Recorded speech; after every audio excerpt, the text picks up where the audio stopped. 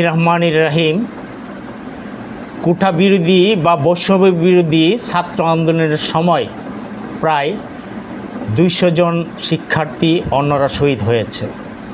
ইন্না লিল্লাহি ওয়া ইন্না ইলাইহি রাজিউন।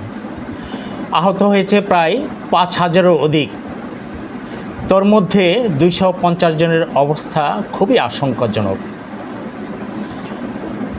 সরকারি চাকুরিতে 56% কোটার নিয়োগ হতো। তার মধ্যে মুক্তিযোদ্ধার কোটা ছিল 30%, 10% নারী কোটা, 10% জেলা এবং 5% ক্ষুদ্র নৃগোষ্ঠীর ছিল। কিন্তু সাধারণ শিক্ষার্থীদের একটি বৃহৎ অংশ মেধায় নিয়োগ পেত মাত্র 44%, যেখানে 6 কোটি শিক্ষার্থী মানুষ বেকার। মেধার ভিত্তিতে নিয়োগ হওয়াই বাঞ্ছনীয় ছিল অনেকে মনে করেন।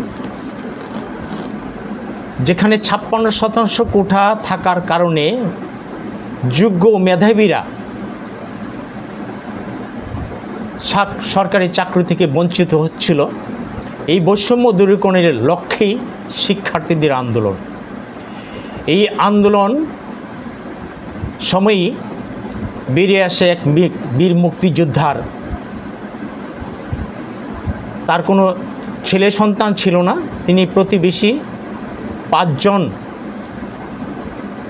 শিক্ষার্থীকে এই মুক্তিযোদ্ধা কোঠায় চাকরি দেন, যেখানে প্রকৃত মুক্তিযোদ্ধার সংখ্যা 55,000 থেকে 88,000। সেখানে মুক্তিযোদ্ধা দেখানো হয় 2,50,000। কোটার কারণে সাধারণ শিক্ষার্থীরা যোগ্যতা ও মেধা থাকা সত্ত্বেও চাকরি থেকে বঞ্চিত হচ্ছিল। তাই এই কোটা বাতিল বা সংস্কারের দাবিতে শিক্ষার্থীরা 1 জুলাই থেকে ছাত্র আন্দোলন গড়ে তোলে। প্রথমে ঢাকা বিশ্ববিদ্যালয় থেকে শুরু হলো, পরবর্তী পর্যায়ে সকল পাবলিক বিশ্ববিদ্যালয় এবং পর্যায়ক্রমে সকল কলেজ পর্যায়েও শিক্ষার্থীরা আন্দোলনে অংশগ্রহণ করে। তখন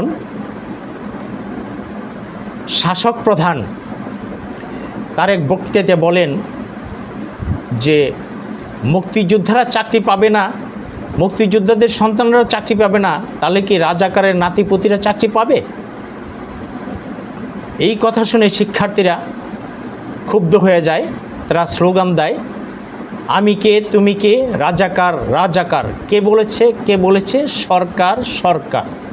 আমি নই, তুমি নই, রাজাকার রাজাকার। কোটা না মেধা, মেধা মেধা। এই স্লোগান দিয়ে তারা যখন রাজপথ কম্পিত করতেছিল, তখনই ছাত্রলীগ, পুলিশ, যুবলীগ, বিজিবি সহ ভাড়াটে বাহিনী দিয়ে শিক্ষার্থীদের উপর অতর্কিত হামলা চালায়। শিক্ষার্থীরা ছিল নিরস্ত্র। তারা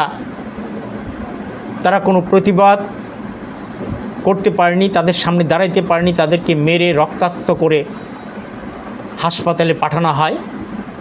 নারী শিক্ষার্থীদের গায়ে হাত তোলা হয়, লাঠি দিয়ে মারা হয়। হাসপাতালে যখন চিকিৎসা অবস্থায় ছিল, তখনও তারা হাসপাতালে গিয়েও তাদেরকে নির্যাতন করে, তাদেরকে লাঠিসোঁটা দিয়ে রক্তাক্ত করে।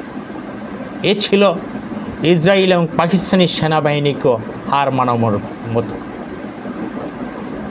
এইভাবে যখন আন্দোলন দমনের চেষ্টা করে, তখনই শিক্ষার্থীদের স্লোগান হয় 1, 2, 3, 4 হাসিনা তুই গদি ছাড়। আন্দোলন তীব্র থেকে তীব্রতর হতে থাকে। ছাত্রলীগ, যুবলীগের আক্রমণ তারা করতে থাকে। এখানে উল্লেখ্য যে রোকেয়া বিশ্ববিদ্যালয়ের এক শিক্ষার্থী আবু সাইদ, সে খুবই মেধাবী একজন ছাত্র ছিল। সে তার জীবনের সকল পরীক্ষায় গোল্ডেন A+ সহ স্কলারশিপ পেয়েছিল। সে ছিল তার পরিবারের একমাত্র ভরসা। সে টিউশনি করে তার লেখাপড়ার খরচ চালানো সহ তার পরিবারকেও সহায়তা করতেন। ওই শিক্ষার্থী আন্দোলনের সময় এক হাত লম্বা একটা লাঠি নিয়ে পুলিশ র্যাব থেকে অনেক দূরে দাঁড়িয়েছিল। পুলিশ র্যাব তাকে লক্ষ্য করে তার বুকের উপর গুলি চালায়। একটি গুলি যখন তার বুকের উপর দিয়ে বেরিয়ে যায় তখন সে বীরের মতো দাঁড়িয়েছিল। পরবর্তী পর্যায়ে তাকে আরও দ্বিতীয় দফা, তৃতীয় দফা, চতুর্থ দফায় গুলি করার পরে সে মাটিতে লুটিয়ে পড়ে শহীদ হন। ইন্না লিল্লাহি ওয়া ইন্না ইলাইহি রাজিউন। তার ছোট বোন আহাজারি করে বলতেছিল, কান্না করে বলতেছিল, আমার ভাইয়ের একটা হাত কিংবা একটা পা কেটে নিলেও হতো, কেন আমার ভাইকে জীবনে মেরে ফেলা হলো। তার মা কেঁদে বলতেছিল, আমার ছাগলের চাকরি দিবি তো না দিবি, তারে মারলি কেন। এই হত্যাকাণ্ড ঘটিয়ে ছাত্রকে নিবৃত্ত করার চেষ্টা করা হয়েছিল, কিন্তু অদম্য ছাত্ররা তাদের দাবি না পাওয়া পর্যন্ত, আদায় না হওয়া পর্যন্ত তারা আন্দোলন চালিয়ে যাবে এই ঘোষণা দিয়েছিল। পরে তাদের সেই দাবি মেনে নেওয়া হলো। 7% কোটা বহাল রেখে রায় ঘোষণা হলো। 93% মেধায়